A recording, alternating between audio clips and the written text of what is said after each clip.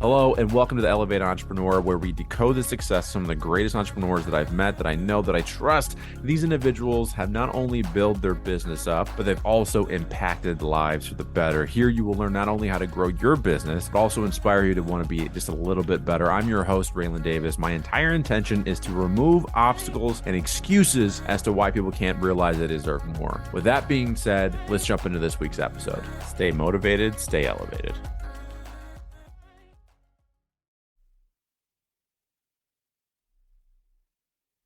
I am joined today with an amazing guest. Already talking before the podcast. I know this is going to be fire because we actually are having a really good conversation, which is amazing.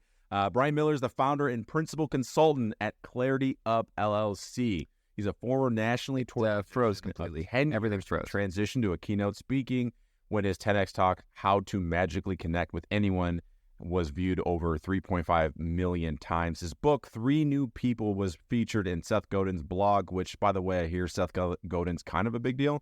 And his podcast, Beyond Networking, cracked the top 200 under careers on Apple. There's a lot more to Brian, but more importantly, I want to hear from him. First and foremost, Brian, thanks for coming to the podcast, man. I appreciate you. Hey, man, thanks so much for having me. I'm really excited for this conversation. It's going to be great. Have you ever gotten to the point where, things just keep happening in a very I can't spell. I can't talk today. Synchronistic? Synchronistic? Thank you. I don't know if that's a word. We're going to use it, though. I was just thinking about speaking coaches, a lot recently. And I was like, man, I really want to get another speaking coach. I had one, his name's Nathan Gold, on, but I was like, I'm kind of fascinated by the art of speaking. And now here you are and on the podcast. So first, I'm really curious about your journey. One of my favorite things to talk about with these coaches, consultants that come on the podcast is I think there's a overweight that we put on coaches and consultants. Like, oh my God, that seems like a crazy, I don't know how they made it to there. And I kind of want to put that to bed a little bit. So talking about the journey of becoming this amazing speaking coach and helping all these leaders be better speakers. Yeah, I fell backwards into it on accident. Yeah. I think you're right. I think we put, I think people who want to become professional speakers or coaches or consultants, they just go, oh my God, how do you ever get the level of expertise? How do you know enough things to be paid like that? That's really not what it's about. Most of the world of professional speaking and coaching and consulting is about being able to bring a different perspective to your client on a problem they're having. And that's really the end of it. And that's why for me, as someone who, I speak on human connection all over the world. I speak at, multinational, multi-billion-dollar companies. I speak at local businesses. And you go, well, what's your qualifications for talking about human connection and work culture? I'm like, well, my qualifications are I was a full-time magician for 10 years. That's my qualifications. I don't have a PhD in this. I'm not a proper expert.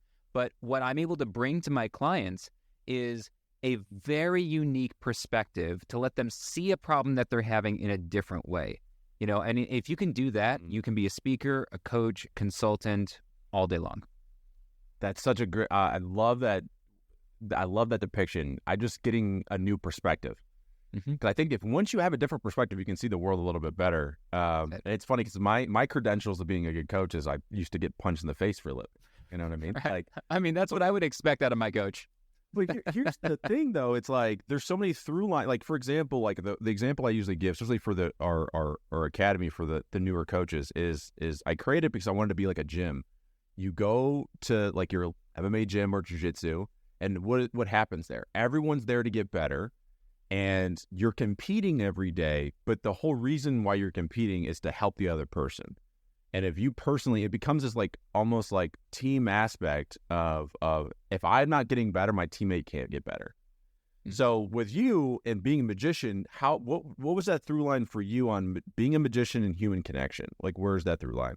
Yeah, and it's right back to perspective. That's why I started there. And I got invited to give a TEDx talk in 2015. At that time, I was still a full-time magician. I had been enjoying a very nice career. I did the starving artist thing when I was younger, and eventually... Sorry, I got to cut you off again. So the 10X thing, let's back up for a second. Did you pursue that, or did they come to you? I got invited. I was not pursuing a TED or TEDx talk. I'd never even thought of it. And in 2015, it wasn't really a thing like it is now that people were trying to get, there wasn't an industry, there weren't people like me that run companies now coaching TED speakers. You really kind of got invited and went and did your thing. And I got invited to give a TEDx talk, and back then it like it wasn't this serious, like, crazy industry like it is now. They said, "We heard your name in the community a bunch of times. We'd like to invite you. Would you like to give a TEDx talk?" And I was like, "Yeah, that sounds awesome." And they were like, "Great. What do you think you would speak on?" Like, you know what I mean? Like, they asked me what I wanted to talk about. Like, it was a whole different ballgame back then. And I went through the process of trying to figure out what is a topic I could speak about as a magician that would actually be useful to a general audience. Because in 2015, there were only a small handful of TED or TEDx talks that had ever been given by magicians. And I thought most of them just sucked. I thought that they were talks like, what were they talking about even? Yeah, they were talks that only magicians would care about. They were about, like, the beauty of wonder, the art of misdirection, and, like, yeah, interesting to magicians sitting around at 1 a.m., eating Taco Bell and jamming on card tricks. But I really sat down, like, I don't want to just give a talk only magicians would care about, because I'm not that interested in magicians, to be honest. I want to give a TEDx talk that feels like it is in line with what TED actually stands for, which is ideas worth spreading. And so I played with different ideas, and the one I settled on was perspective taking. That what magicians really master is the ability to take on and fully understand the point of view of another person. Because we have to, because we know the secret. We actually can't do a magic trick from our own perspective. It doesn't work. I have to do it from your perspective. And so magicians master this, and psychologists call it perspective taking. Magicians don't know what that term is. They just do it intuitively. And so I gave a talk about how magicians learn to do it and how anyone can use the same techniques that magicians use to better their relationships, to make more meaningful connections in their personal or professional lives. And it just exploded, took off. Why do you think it did so well? Like, what was the root of it that made people go, like, man, I really need this in my life? Yeah, it's a really good question, and I've had many 8 years now to think about that, because it's not like I've ever had any other viral video. I've made 500 videos on YouTube, and one of them did a couple 100,000 views, and most of them did 10,000 or less. It's not like I've had viral success otherwise. So I think the reason is a few different things. One, it was 2015, and if you put yourself back in that time, that was right when the world was starting to feel really divisive and really disconnected for the first time. It was when the world was taking that left turn where it started to just feel like everyone was just shouting past each other. Everyone was talking and no one was listening. So I think by pure luck, the topic of human connection, the title was relevant. The title was perfect. It was How to Magically Connect with Anyone. My wife came up with the title, so I have no credit for that. Oh. I had like 25 possible titles. I didn't like any of them. She said, "Go away, leave me for 30 minutes." And I went away. I came back and she said, "How to Magically Connect with Anyone." And I was like, that's the one. So the title, and then honestly, the thumbnail, which I didn't choose. TEDx, the YouTube algorithm chooses the thumbnail. TEDx doesn't even choose it. And the thumbnail the algorithm chose was a fedora-wearing magician in a suit with a goatee holding 2 ropes. With the title, called How to Magically Connect with Anyone. It was just like the curiosity element was there. So it was like the right topic at the right time with the right title and the right thumbnail. It just worked perfectly. Well, here's the part that it's kind of interesting to me is in a very divisive time, you would think people don't want to connect. Like right now, Yeah. I don't know if it's better or worse, the connection wise. I personally, I think it depends on your own environment. Like I happen to create a really awesome environment of dope fucking people, so I don't really see that. But maybe like right now though, I don't see people trying to go across the aisle. If we're talking politics, I don't really see people trying to connect. So again, like, do you feel like maybe inherently we do want to connect, or what do you think that is, or does it come from a place of like manipulation? Because I think about like 48 Laws of Power, for example, or like Robert Greene's work. You know what I mean? Yeah, I have the book. It's fascinating. I love that book. Yeah. But again, like he wrote the book though. I don't know if you heard him talk about it, but he wrote the book to protect others from doing. So anyway, that's I'm getting screwed. another topic. But anyway, Yeah. what are your thoughts on that? Like, it's confusing because like at a very divisive time, you would think people don't care about connecting with others. Yeah, it's the opposite, but I can totally see where that would come from. So right now, it's never been worse. So 2 out of every 3 Americans reports feeling lonely or isolated on a regular basis. 2 out of 3. I mean, it's obviously made it worse. yeah. Oh, by the way, that statistic was pre-pandemic, so it's yeah. So that it's only been worse since then. Loneliness is actually considered an epidemic by Cigna, which is a health services organization, right? So, and there's all these kinds of devastating impacts that loneliness has. It's on mental and physical well-being. There's a statistic out there that people who feel lonely on a regular basis have the same mortality rate as someone smoking, whatever it is, two packs of cigarettes a day or something like that. Like it's crazy. So it's never been more lonely, more divisive. And people want to connect. I mean, they are desperate for someone to hear them. Most people go through their entire lives never feeling truly heard, never being listened to by another person. And that sounds exaggerated, but we mostly talk at each other. Yeah. And lately we mostly talk past each other, right? Very few people take a minute. I mean, and it's no surprise, we're not trained in it. We're not trained in human. You never had a class in your entire life that was, here's how to connect meaningfully with another person. No class exists. We needed to until like social media and stuff.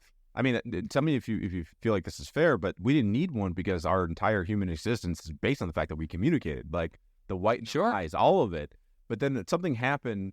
I don't know when this was, but something happened when we just stopped doing it. Yeah, I mean, I think it's easy to blame social media. I get worried about, it certainly made it worse. It certainly exacerbated a problem. I think it made a problem that was already there much, much more obvious, much worse. I think part of it is just that we've moved so far away from where humans came from. I mean, and I'm not a biologist. I'm not going to go into the biology of it, but we all kind of know that this is true. We have not evolved as fast as our technology and our society has evolved, right? We are mostly the same humans that we were like thousands of years ago, but our world has changed dramatically, way faster than we've evolved. So we are fundamentally social creatures who genuinely need each other. We need to be seen, we need to be heard, we need to be understood, and most importantly, we need to be valued. It's the number one reason people leave organizations. It's not the pay or the benefits. On most studies for years and years, people quit, people leave organizations because they don't feel valued for their contributions. And it's why we quit relationships too. It's why relationships fall apart. Whether they're romantic or friendly, we don't feel valued. And I think people are desperate for that. And then the pandemic collided into a loneliness epidemic and everything went to hell. Well, what's funny is I don't know why I didn't think of it this way, but because what you're saying is the lack of human connection, we feel lonely and we feel unheard. That's a very like individual thing versus I viewed human connection as I want you to feel heard.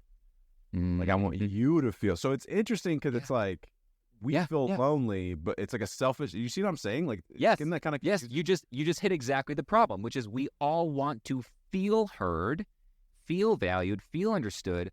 But we don't go out of our way to do that for others. We go, you should be coming to me, right? You're at a party, you see someone like, let's say a lot of people have been in the situation where they're at a social gathering. They don't know that many people. And so they just kind of hang in the corner. And these people think to themselves, I wish somebody would come up and talk to me. I'd love to talk. I'd love to connect. I just wish someone would come up and do that. And I say to those people, yeah, so look at all the other people doing what you're doing and go up and be that person. Right? What better gift could you give in a loneliness, in the age of loneliness than the gift of human connection? Walk up and say hello. And, people get bogged down in the tactics and they go, yeah, how do you say hello? It's like, yeah, whatever. I have an ebook on 7 different ways to start a conversation, but like, who cares? Literally, all it takes is, hi, I'm Brian. If you ever wanted to know how to introduce yourself to someone like cold, like a stranger, just say your name. They have to respond with theirs. That's what humans do. It's easy. Yeah. Well, yeah. That part was interesting to me. So let's go back to kind of the leadership portion of this, right? So Yeah. I'm assuming when you go to you work with companies, a lot of it probably has to do with like how does the leadership connect with their people.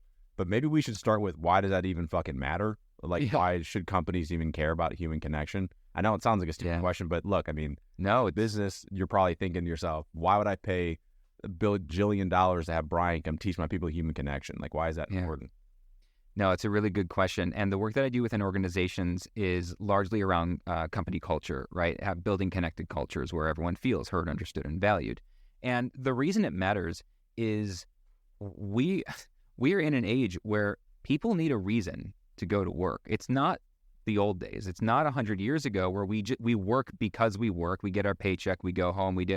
It's not just Gen Zs, by the way. They're taking the brunt of it the way that us millennials took the brunt of the economy give me a break. It's not just Gen Zs. This is a human trait. Human beings want to feel meaning. They want to feel like the work they do, the time they spend matters. And so if you want to lead a truly great organization today, you have to build a culture where people come to work and feel like what they're doing matters. And the way that you make them feel like they matter is that you build a culture where people are valued for their contributions. So from a leadership perspective, if we're talking bottom line ROI, it's really simple. We have 1 billion studies and statistics I could show you that tell you what happens when you don't have a connected culture. And we're seeing it all over the media and all over the public right now. Companies are falling apart. Huge companies that like Rome is falling right now. Companies you thought would stand the test of time are crumbling right now. And it's because they didn't care about their workers at all. And so their workers are not caring about them either. They're just failing. Yeah. Can I ask you a quick, I'm sorry to keep cutting you off, but like you mentioned to build the good company culture, it has to stem from they feel heard, but you also slipped in there too that what they do matters. So what comes first? Like showcasing and expressing that the work they do matters or that they feel heard? Well, it's, I don't know, two sides of the same coin. I mean, that's what people want. They want to feel like what they're doing matters. And the way you make people feel like what they're doing matters is, there's multiple ways to do it. So we're talking human connection right now. So the way to do that at a human to human level, interpersonal, one-to-one, is to recognize people for what they're doing. And that means not telling them, but listening to them. If you've ever been in sales, you know that you don't talk people into a sale, you listen people into a sale, right? Mm-hmm. Well, we sell ideas all day, every day, right? And what everybody working for your company is doing is selling ideas. And if you are a manager, a mid-level manager, and you've got a team under you of 8 people or whatever, and you need them to be productive and efficient, it's like, yeah, but your employees don't care about being productive so that the big boss makes more money. That's not going to motivate them, and they don't care about that. What they need to know is that the work I'm doing today is valued. And so you need to go out of your way to listen to them, say, who are you? What do you need? What kind of person are you? How can I create an environment that you can be a version of yourself, that you feel proud to show up, and that you can do work that actually is meaningful to you? So it starts there. So we say when we say, I know these are really silly questions, but no, they're not. So when you say like the work matters, what you're actually talking about is like what I'm doing, the little minutiae task that I'm doing actually makes a difference. And when you communicate as a leader to that person that it does matter, then that's when you actually start to feel like it matters. Because I took it, the work matters as purpose. Like and that's a different aspect, and we can talk about that. Yeah, right. So that aspect is like the other company that I run, which is a company about clarity. And that is where we go into organizations and we help them make sure that they have a narrative, an internal narrative within the organization that everybody feels like they play, or like they know the role of the story of the company. They know their role in the story of the company. They know what, big climactic final scene this company is heading towards, like, in other words, a North Star. It's that old what's that old that everybody's used it, but it's a great analogy. You walk along, you see somebody laying bricks, and you ask them, what are you doing? And they say, I'm laying bricks, and the sun's beating down. And you go to the next person, you say, what are you doing? And they say, I'm building a cathedral. right? Those are very different answers. But then everyone forgets there's a third person. I think it was the great consultant Alan Weiss who talked about this. You go to the third person, you say, what are you doing?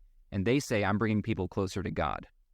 I mean, those are three different levels of answers, right? And that speaks to clarity of vision. That speaks to, do you understand the role you're playing in the story of this company? So we have clarity and connection, and that's why I have these two different companies, because they really go hand in hand. We need the clarity of vision so everyone knows what role they're playing and how their contributions lead to this bigger, overarching, climactic end to this story.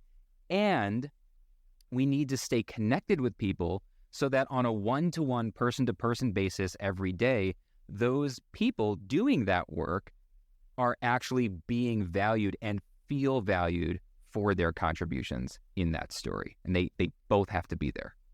So for your companies, out of curiosity, how many of them are like full-time employees versus like freelancers? Like, what is your makeup of like your actual people? And then my next question, the most logical question after that is how do you actually live this shit? Like, how do you actually make sure that everyone? But I should have told great question. I swear, it's a great question. No, it's a great question. Oh, I don't fucking care. It's a great question. Okay, so first of all, I run like so many these days, I run a very small team, all remote.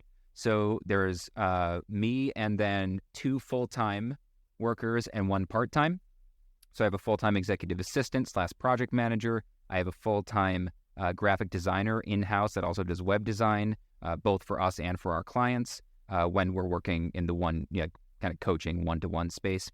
And then we have a part-time video editor who's coming on full-time very soon because invaluable. Yeah, right. And then I also have associates who, some of them are coaches who have been trained on some of my methodologies so they can take different kinds of clients, do different programs, be in more places at once, cover when my toddler is sick and my wife and I are scrambling because I can't get to sessions, all the other insanity that you have to do. So essentially I have one umbrella company, and underneath that, there's kind of 3 main sections. There's me doing just my own speaking career in human connection. And then there's the Conquer the Red Dot, which is the TED coaching, which is a very substantial portion of what we do. And then there's just the overarching company, which is called ClarityUp, and that's where we do the corporate consulting on clarity and mission. So then for you guys then, like that, I'm assuming you painted a vision for these people and saying, this is where we're headed. Like, Are you in line with this then? Yeah, that's how I hire. I mean, and that's how I teach my own clients to hire too. As almost always hire for fit, hire for vision, don't hire for skills. Unless it's something that you absolutely is super specific skill. Most skills can be taught, most skills can be learned.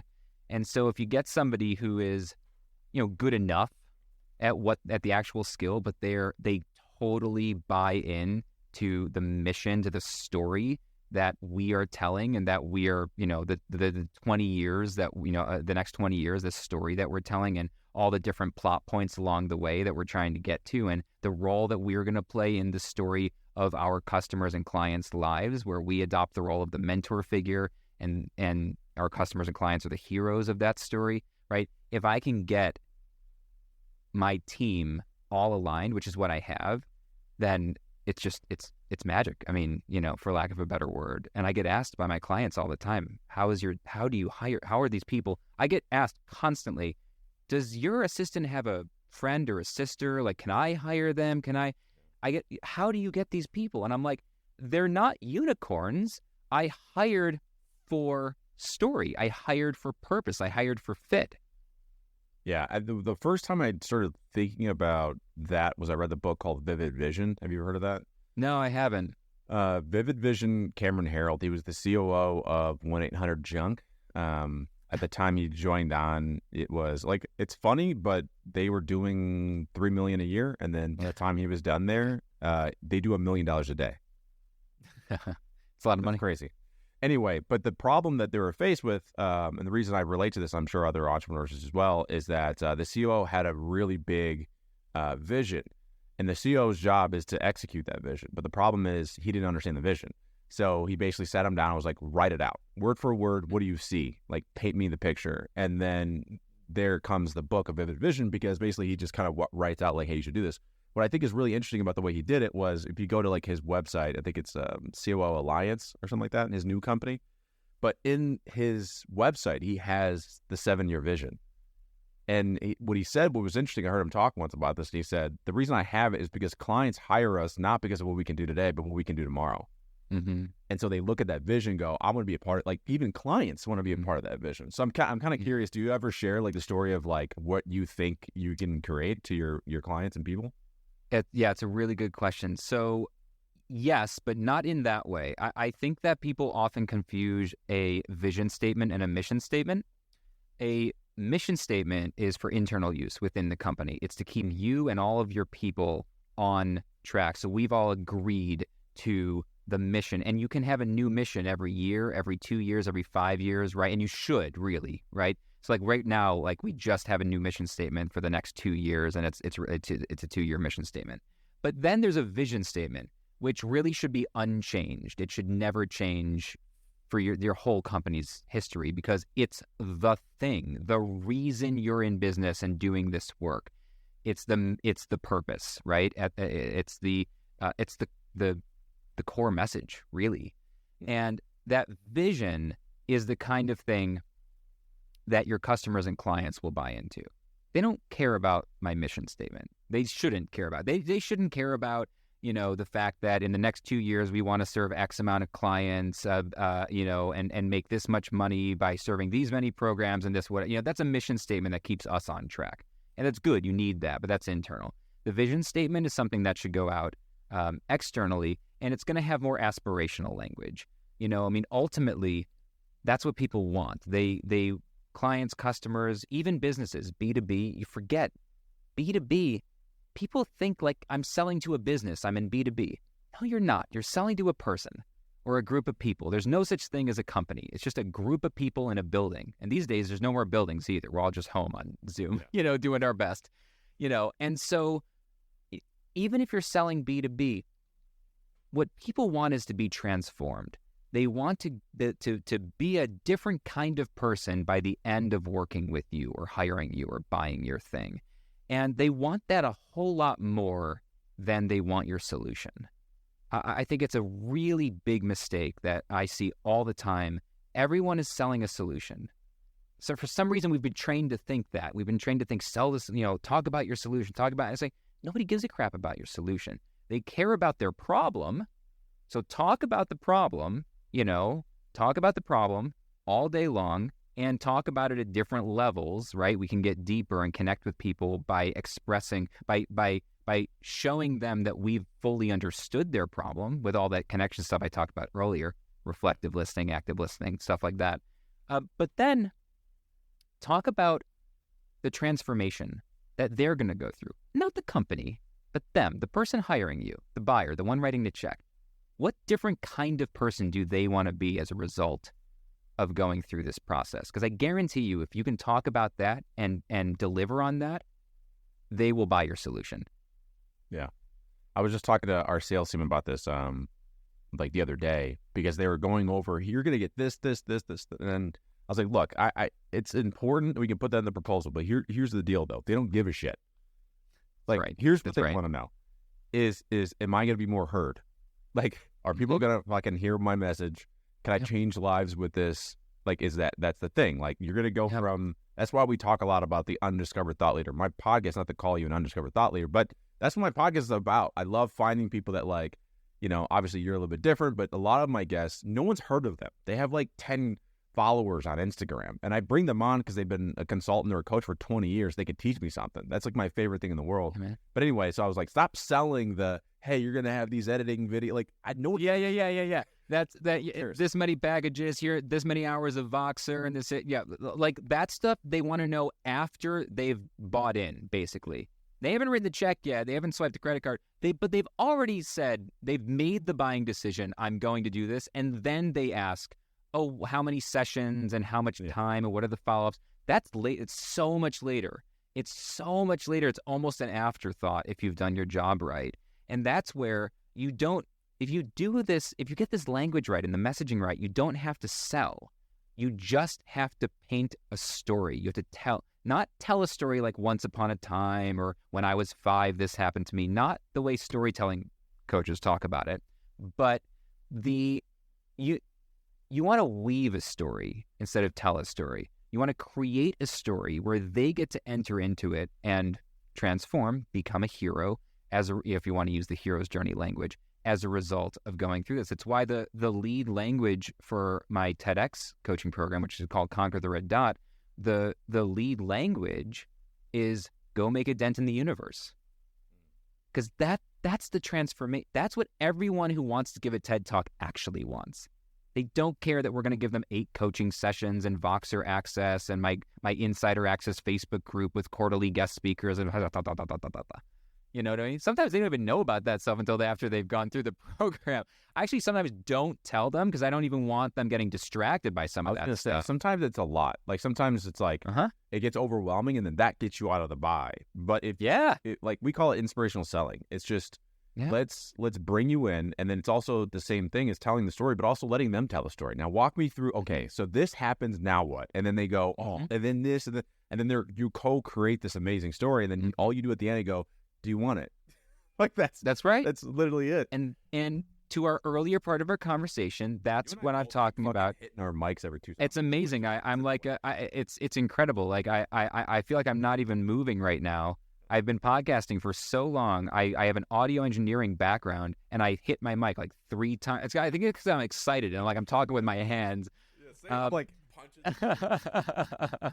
Except you would knock that thing out. It would knock me out. That's the difference. And so, I mean, to our earlier part of our conversation, we were talking about this inspirational selling. I'm talking about a story. We're using different words to talk about the same thing. All of that comes back to connecting with people. And what do people want in a sales call? They want to feel heard. They want to feel understood. They want to feel valued. And so you sit back. You know, I say all the time, the more I'm talking in a sales call, the less likely I'm going to get the sale. Yeah. If I'm talking, I'm in trouble. You know. Yeah. I mean, I start people with a TEDx talk. The first question I ask them when they come on a discovery call is I say, all right, so tell me, what dent do you want to make in the universe? And then I sit back. And you know what happens? They talk for 20 minutes. I just sit there and I do 20-minute discovery calls. And so what happens is they look at the time and realize they've got 1 minute left and I haven't said a damn thing. It happens all the time. And they go, oh my God, I'm sorry. Okay, wait, you tell me, like, what is it? And by that point, I haven't said anything and they want it. Yeah. Because I listened to them. Nobody else listened to them. They met with 4 of their TEDx coaches and none of them listened. Every other one of them said, here is what I'm going to do for you. I'm going to take you through this. We're going to do this. We're going to do that. You know? There's a, Chris, you ever heard of Chris Voss? I love Chris Voss. His book is somewhere back there. Yeah. It's same. Yeah. But it's interested people are interesting. Mm-hmm. So it's that idea of just letting them talk. Because again, at that point, like, again, we talk ourselves out of the sale most of the time, right? Like, yeah. And by the way, I've been doing sales a long time. I was a sales manager. I was a corporate sales manager, trainer. My first selling program I ever did was on sales. And I still to this day talk too damn much sometimes. So it's important. We all do. To remember, like, it's like I had to have, like, on the beginning of there's 2 times I need this, which is for the podcast and for sales calls, which is shut the fuck up. I put it on the top of every page. Shut the fuck up. Yeah, that's right. Because if I just shut up, everything kind of tends to work out. So with that being said, I'm going to shut the fuck up and ask you another question. So I want to know about becoming a speaker because I had this realization the other day, which is really funny. I never said I wanted to be a speaker.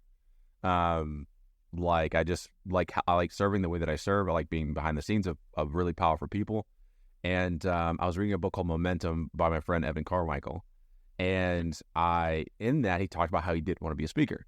And then his person said, you can affect more lives, and then I had this moment where I go, fuck, I'm making excuses for myself. My entire company is literally about removing obstacles and excuses for people. And I was like, I was making 2 excuses about speaking and writing a book.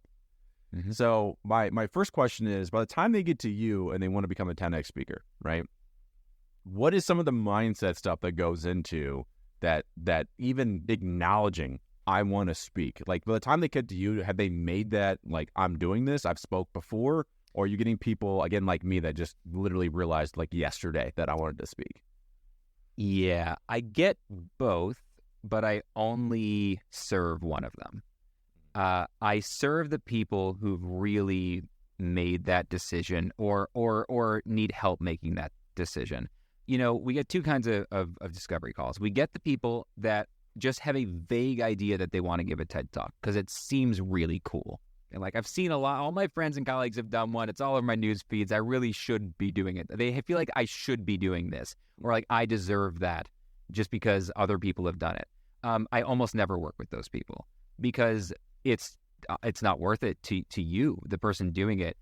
Giving a world-class TEDx talk, I can tell you from doing this a lot, is going to take 9 to 15 months and 200 hours of your life. And if you're going to do that, you really better be in it for something more than it would be cool to do a TED Talk.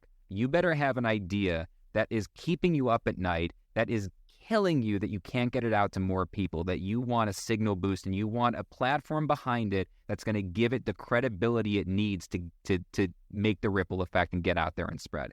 And I ask people this exact question. I say, if you knew that there was a rule, there was a law in the universe that you could never profit a penny from this TEDx talk and your name would never be attached to it, and no one would ever see your face and associate you with it, would you still want to spend a year of your life and 200 hours working on this 12-minute speech you're going to give once? Yeah.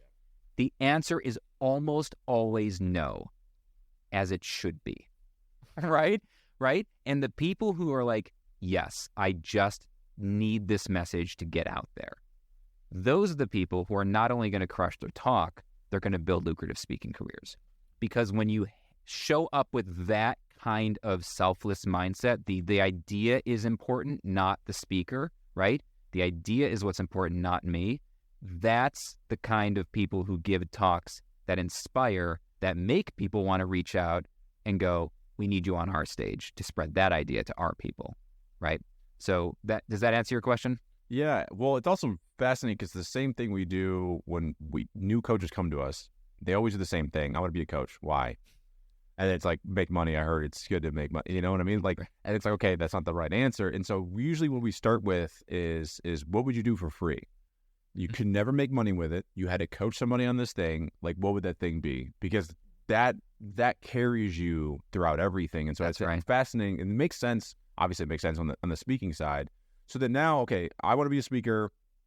Walk me through like some of those things. I know the idea part of it, that makes a lot of sense to me. Like I already kind of had the idea of like what I would talk about, which is personal freedom. It's like going from victim to victim in my personal life, but also going to more personal freedom, right? Now, that's it. That's what I got, right? All these things. My question would be like, for those that are going through this motion of like, I want to speak, I have something to say, I know I could do it, but who am I, right? How do you get people past the fucking, who am I to give this talk? Yeah, I want to talk about that, but I want to give you the opportunity to go back to the idea that you just said and offer you a free coaching session right now, because what you just said would get you rejected from every TEDx application in the world. Yeah. Well, good news is I wouldn't apply until I had the idea, but go ahead. but I'm here. Do you want to work through that for a second? Yeah, let's do it. Like, okay, and then don't forget the question, because we both just pulled our sleeves up. That was hysterical. We both literally like, let's get into it. Let's go. Okay, so let's talk about your idea for a second. I need to do my quick spiel. This is a little rant I give on what ideas are, because most people have no idea what an idea actually is. So an idea is not a topic. A topic is not an idea. A topic is something like personal freedom. That's a topic. If I ask you, what is your idea? And you say personal freedom, can you feel how that's not an answer to that question? It doesn't even make sense. Okay. So not a topic. It's not an issue. An issue is not an idea. One of my speakers came to me a few years ago and she wanted to talk about, women with negative body image, or body image affecting young women, young girls. That's an issue, right? An issue is problem focused, also not an idea. A speaker is not an idea. This sounds dumb, but people pitch themselves all the time. I'm really charismatic. I'm great. I work the crowd. A speaker is not an idea. Should be obvious, but it isn't. A story is not an idea. This one is tough for people. People have these personal stories, and sometimes they're really moving and meaningful, and I'll be tearing up on the discovery call. And then they'll finish their story, and I'll wipe the tears away, and then I'll go, no one cares. Yeah. And it sounds terrible, but the reason is people have heard tragic stories. They've heard moving stories. People in my world and people in the TED world, they hear hundreds of these stories a week. Most people have a version of the same story. And while you, the person it happened to, it's incredibly important to you, as a listener, I don't really care about your story. I care what can you transmit from your story to me that can help me change something in my life, right? So a story is not an idea. So what is an idea? An idea proposes a solution and moves people to action. That's it. It is solution-focused, not problem-focused, and it moves people to action. So I'm going to give you the formula that we give everybody. Every one of our clients, all of our private clients, we give them this formula to start working on their idea. And it's this: to action so that impact. To action so that impact. So, action. What do you want someone to do, think about, or rethink as a result of hearing your speech? What do you want someone to do, think about, or rethink as a result of hearing your speech? And impact. How does their life get better as a result of taking that action? Right? How does their life get better as a result of taking that action? So let's start with the impact, because most people find it easier to start there. What's the impact? You've got this kind of idea in your head. It's a little vague, but you can imagine giving a TED Talk. Idea, Brian. Right? Not an idea yet. Right. Yeah, that's right. I'm using it colloquially. Colloquially? Am I okay? All right. Dude, so I fucked up synchronicity whatever earlier, so that's fine. That's great. I literally work in words for a living, though. I shouldn't have an excuse. So I have an excuse. I used to get punched in the head for a living. There you go. CTE was up. I shouldn't be laughing at that. All right. So let's talk about the impact. And imagine that you've given your talk. People are watching this video. They're sharing it. They're talking about it. What has changed for the better in their life as a result of doing whatever it is you told them to do in the talk, or told them that they could do?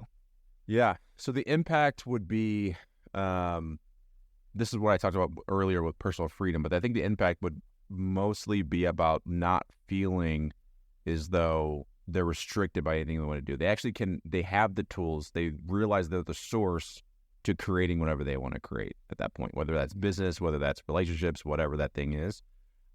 They realize that, similar to like Forrest Gump, that like you literally can just do whatever if you just do it. Yeah. Okay. So complete the sentence. So it's like, in order to, so put that into just the second half of a sentence. In order to what? In order to say that again? So what you just said, the impact that you want them to realize, that they have the tools. You said a bunch of different things. Let's get it concrete. In order to what? They do something in order to, what's the result for them? Yeah, I think I keep going back to personal freedom, but that's also because, like, from a branding perspective, I've been saying that forever. Yeah. But so in order to achieve personal freedom, so let's start there. Okay. Too generic, right? Because I don't know what that means. TEDx organizer's not going to know what that means. Personal freedom means something different to me and you. So what do you mean by personal freedom? Can I start with the problem? Maybe that can find this. Start with the problem. So the problem is, well, I'll start with me and with most people, is we live in a victimhood mindset, right? So we're the victim. Everything is not our fault. We don't take personal responsibility for things. And as a result of that, we're victims. Like a perfect example, I can't help but share the story so you can give some clarity. But, the way I explain victimhood is something happens to your life. I grew up in a domestic violent home. So that happened, right? And imagine you're in a tunnel, like an underground tunnel with cars. A car crash happens in the middle of the tunnel. In that moment, you can't get away from it, right? You have nowhere to go. People, after that point, start to live their lives in that tunnel forever, but there's exit doors. You just got to walk like 5 more feet. And they pass these exit doors anytime, but they don't take it. They just stay in the tunnel. Mm-hmm. By doing that, though, by not taking responsibility and continue to be the victim, you lose the ability to create. You no longer are the creator in your own life. The victim is. So the problem is, by becoming a victim, you lose everything that you want, and you're letting the universe, but you're letting the victim environment just create whatever. That usually is not good. Yeah. So, it could be something like to give up victim mentality in order to create a life that is truly yours, or something like that, right? Okay, so that's too generic, but I want to show you how we can start with something, right? Everything you just said could be boiled down to something like that. So, for example, for my TEDx talk, it was to take on perspectives that are different from our own so that we live in a world where everyone feels understood.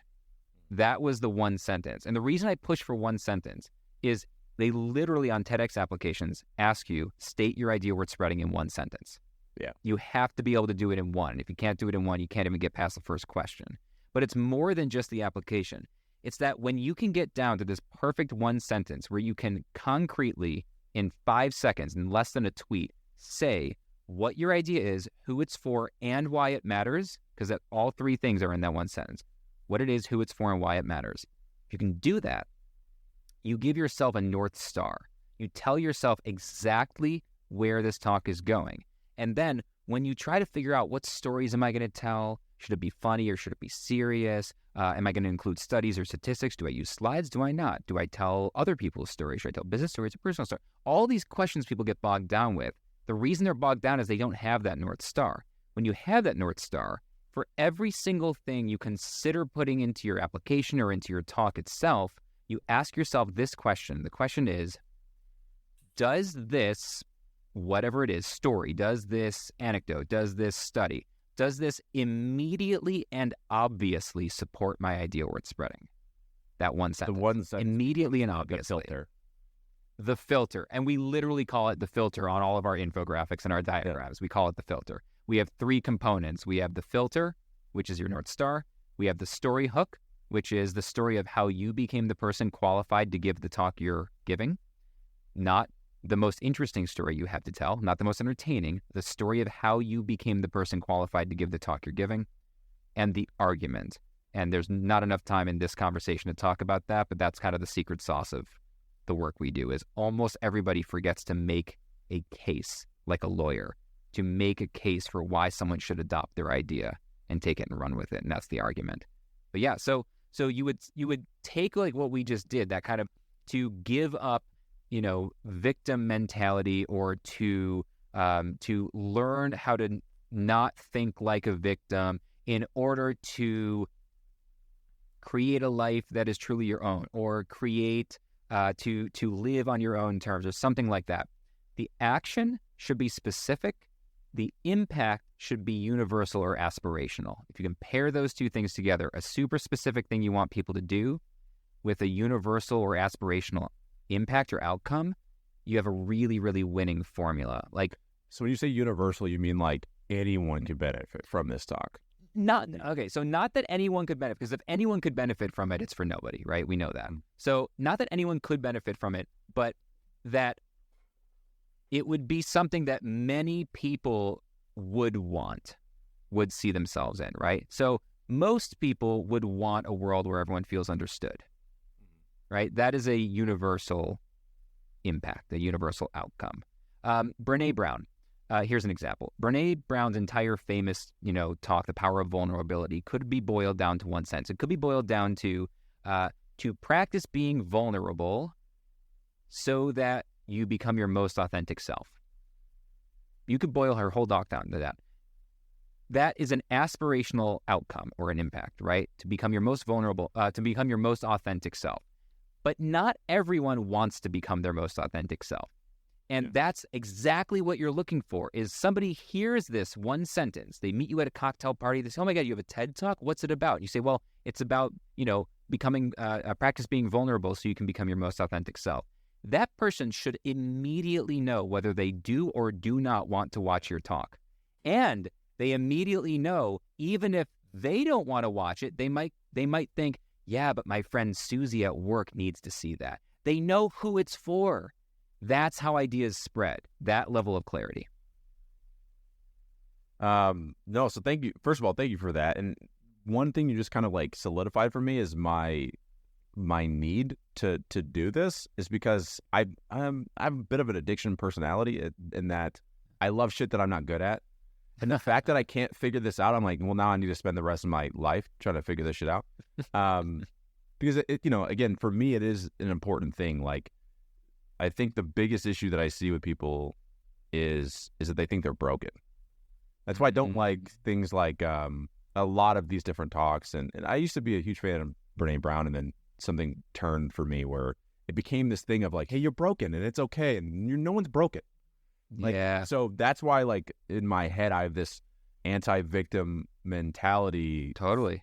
Speech, whatever the fuck, a book, I don't know what it's going to be. But what you just said needs to be built into your idea, because that whole idea that a lot of the self-help industry, a lot of the big talks like that are maybe accidentally or without meaning to sending a message you're broken, but it's okay. You're allowed to be broken. You can give a talk that says, no, like you're not broken, right? But then the question is, but then what are you, and what do we do about it, and why do I care, right? We got to find out what's the idea within that.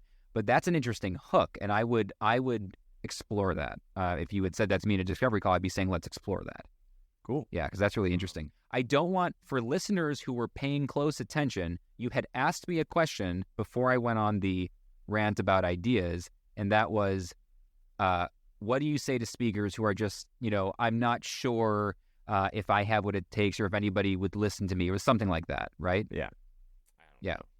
It was something like that. In case they're listening, the answer to that question is the perspective that you offer the world is unique. And I know that sounds really fluffy, but it goes back to everything we talked about earlier, which is if you have something to offer that is a unique perspective on an existing idea, you can go be a speaker. And the key is, most professional speakers, really high keynote speakers, people like me and people in my world, people I coach, you don't speak in your own industry. And this is what people get wrong. Like, someone's an accountant for 30 years, and they think, I'm going to take my expertise in accounting and go speak to accountants and at accounting conferences. No, you're probably going to be asked to speak for free there, because it's seen almost as a give back or a service when you're doing it in your own industry. What you want to do is go, here are the 3 most interesting, unusual insights I learned from 30 years as an accountant, and I'm going to go speak to acoustic guitarists and show them how those same 3 lessons I learned in accounting will make them better acoustic guitarists, or whatever. You want to go to a different industry, take a really unique perspective from your world, like I did with magic. I took lessons from magic and brought it into sales and messaging and accounting and financial advisors and, healthcare. I did a lot of work in healthcare, all those things. That makes a lot of sense, because I actually, right after this, I have another podcast with my friend Brian Fanzo, and he's in tech, but most of the, again, he's going to be coming on the podcast that teach me about Web3, because I have I'm not in his industry. So you're right. And that, why would he go talk about Web3 at a Web3 conference? You know what I mean? If enough of those people. He does that, but that makes more sense. So yeah, and I occasionally talk to magicians, whatever. Right. Yeah. Okay, so the final thing I want to end with is, because you made a note that you wanted to talk about this, and I think it's really, really important right now, which is the idea of how do you kind of recession-proof your business, right? Because, here's my forecast of who the fuck am I, but, here's my forecast. There are tens of thousands of layoffs happening right now.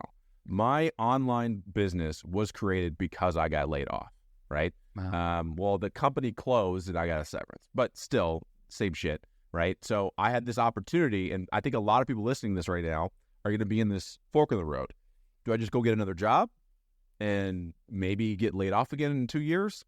Or do I take a run at this and start in the middle of a recession? Right. Yeah. Or better yet, I already have a job. I'm scared shitless of the recession. So what would be your 2 cents on how to still thrive during a recession?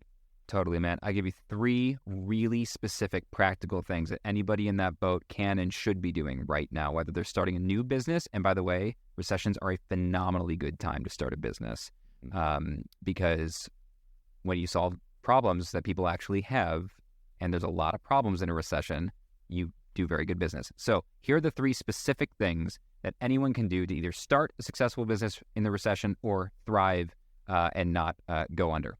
1, figure out who your audience actually is. And what I mean by that is not demographics, We've been trained to think in demographics for some reason. We've been trained to think my audience is age and location and household income. All that, none of that matters. What matters are psychographics. Who are they? What do they believe? What do they fear? Most importantly, what do they want? Your ideal audience, what do they want? And when I say what do they want, I mean, what do they know they want? Not what do you think they need? What do they know they want? If you can address a thing that they know they want, you're in great shape. 2, identify the core problem that they have that you solve, right? We find people, we only hire people or pay for services or buy products that solve a problem. Figure out the problem you solve. Again, to our earlier conversation, not the solution you offer, the problem they have that you solve. So you know what they want. You're speaking about that at their level because that's something they want. You can identify the problem they solve. They feel heard. They feel seen. They're like, this person gets me. Finally, your core message. Figure out how to get what your company does or what you do into a single sentence. And all you got to do is add for audience to the beginning of that formula I gave you earlier. For audience to action so that impact, right? Or you could use I help or I serve. I serve organizations to create a connected culture by helping them, everyone feel heard, understood, and valued. If you can identify who they are by what they want, if you can address a problem they actually have that you solve, they will feel heard and seen and valued and understood.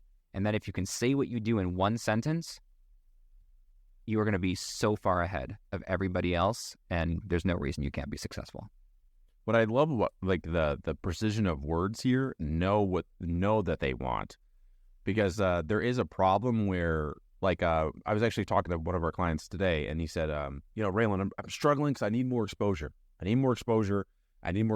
And I said, is that your problem, or is the problem actually you need leads that actually want to buy from you? There's a difference, because I can get you exposure, but like I can't, and he's like, I guess I need leads. Because I'm like, here's the thing, and this is just, I have a sales background, right? So I think all problems can be solved with more sales. Because if you had more sales, we can solve the exposure problem, no problem. You have more money, we can get you more exposure.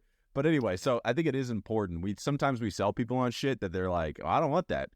If you can educate, I think this is actually where content comes into play, in that you can educate them through the content so they know what the real problem is. But if they don't know that problem, then it's like kind of fucking pointless.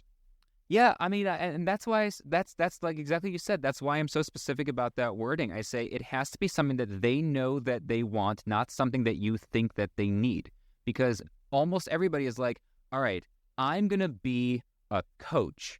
And they're like, and it's because they want to be a coach. And they're like, I it's like I just posted this the other day on my LinkedIn. It's like the discover your inner goddess stuff, right? It's like no one on earth has ever Googled, how do I discover my inner goddess? That is not a problem people have.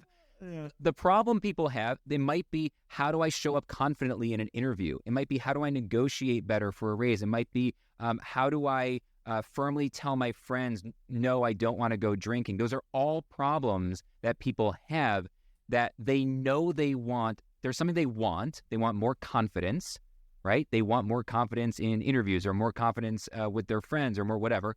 And there's a problem stopping them from getting that thing they want, right? There's something they know they want, and there's a problem stopping. There's something in their way. That's the problem. And if you can speak to those actual things and not like, by the way, what do I actually sell companies when I do human connection? I have a 4-step system for mastering the art of active listening. It's called EARS, and I go EARS. So nobody's Googling, how do I get a 4-step system for mastering the art of active listening? I can teach my team to.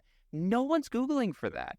What they're Googling for is the problem. Our team is disconnected. They're not aligned. How do I get them on track, right? Our team is expressing that they don't feel valued by our management or by our leadership. We have high turnover for we can't figure out why. These are actual problems that companies have that they want solved. My solution has nothing to do with their problem until I can express to them that I understand the problem they have. Then they're willing to listen to my solution. Well, I think Brian is a good place for us to stop. Dude, amazing Amazing insights. Again, you help me a ton. If you help me, that's the whole point of this episode, these podcasts. If you can help me, you can definitely help the audience as well. I'm going to put all your stuff in the description, but is there anything final you want to let the people know about you or anything like that? Yeah, man. I mean, first of all, LinkedIn, connect with me there. I post all the time. It's a good place to be. And if you're thinking of a TED Talk, just go to TEDxredflags.com, TEDxredflags.com, and you will get the 5 reasons your application will be rejected. So that will help you figure out exactly what not to do, which, by the way, PS, is how you're going to figure out what you should be doing instead. Perfect. Thank you, Brian. Again, Man, thanks for having me. Thank you everyone for listening, and we'll catch you all next time. Stay elevated, stay motivated. Thank you for listening to The Elevated Entrepreneur. If you want to check out more about the guest, look at the description below. And as always, if you're a beginner coach or even someone that's seasoned and you're looking to join a community of like-minded individuals, learn about branding, lead generation, sales, you name it, think about applying to the Elevated Coaches Academy. You can learn more about that in the description below. I look forward to having you in the next episode. We'll talk to you soon. Stay motivated, stay elevated.